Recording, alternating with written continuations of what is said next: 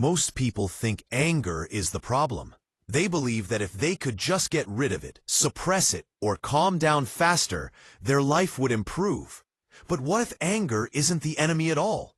What if the real damage comes from how you misunderstand it, ignore it, or turn it inward without realizing it?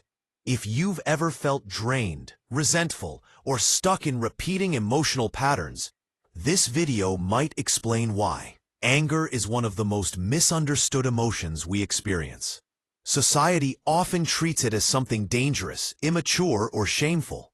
You're told to calm down, let it go, be the bigger person, or stay positive. Over time, many people learn that expressing anger risks rejection, conflict, or punishment. So instead of dealing with it, they bury it. And that's where the real problem begins. One of the biggest mistakes people make with anger is believing it should disappear as quickly as possible. They rush to distract themselves, rationalize what happened, or convince themselves it wasn't a big deal. But anger doesn't vanish just because you ignore it. When it isn't acknowledged, it doesn't dissolve. It transforms.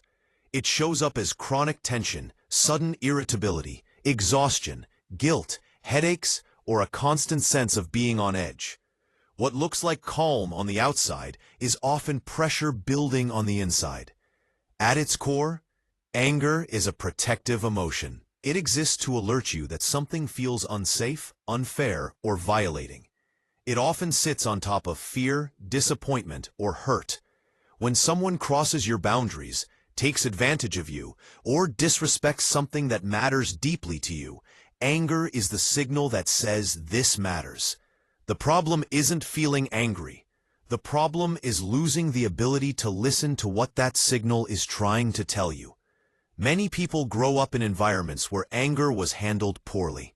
Maybe anger led to punishment, withdrawal of affection, or chaos. Maybe you were taught that being angry made you difficult, unlovable, or bad. Over time, you learned to disconnect from it. You learned to smile when you were hurt, stay silent when you were disrespected, or blame yourself instead of expressing how you felt. This conditioning doesn't disappear in adulthood. It shapes relationships, work environments, and self-worth in subtle but powerful ways. When anger is consistently repressed, it doesn't just stay hidden. It leaks out sideways. It can turn into passive aggression, people-pleasing, self-criticism, or attraction to situations where you're repeatedly taken advantage of. If you struggle to recognize anger, you may also struggle to recognize when your boundaries are being crossed. You might tolerate behavior far longer than you should, not because you're weak, but because you've learned to distrust your emotional signals. Another common mistake is confusing anger with loss of control. Many people fear that if they allow themselves to feel anger, they'll explode, say something irreversible, or hurt someone. So they clamp down even harder. But anger doesn't require action to be valid. Feeling anger and acting impulsively are two completely different things. Emotional maturity isn't about eliminating anger. It's about creating space between the feeling and the response. When you allow yourself to acknowledge anger without judgment, something interesting happens. The intensity often softens. Instead of spiraling, the emotion becomes clearer. You can ask yourself, what exactly felt threatening? What boundary was crossed? Or what need wasn't met? Anger, when listened to, becomes information rather than a weapon. It tells you where you need to speak up, step back, or make a change. There's also a hidden cost to long-term anger that people rarely talk about.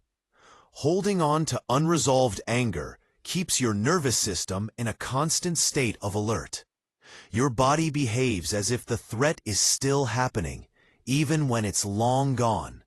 This constant internal tension drains energy, affects sleep, weakens focus, and makes relaxation feel unsafe. You're not resting because part of you is still guarding against being hurt again. Releasing anger doesn't mean forgiving too fast or pretending nothing happened. It means processing it honestly.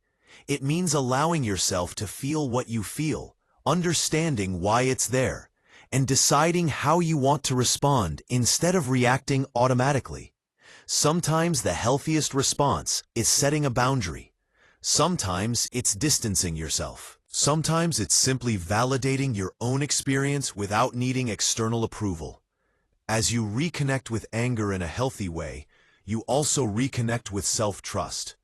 You start to notice red flags earlier. You stop explaining away discomfort. You become more grounded in your decisions because you're listening to your internal signals instead of overriding them. Anger, when integrated properly, doesn't make you harsher. It makes you clearer. If you've spent most of your life suppressing anger, this process can feel uncomfortable at first. That's normal. You're retraining yourself to hear a voice you were taught to silence. But over time, the relationship with anger shifts. It stops feeling like something dangerous and starts feeling like guidance. Anger isn't there to destroy your peace. It's there to protect it. When you learn to understand it instead of fighting it, you don't become angrier. You become freer. If this resonated with you, reflect on how you usually respond when anger shows up. Do you suppress it, justify it, or listen to it? Share your thoughts in the comments. And if you want more content that helps you understand your mind, emotions, and behavior on a deeper level, subscribe and stay with us for the next video.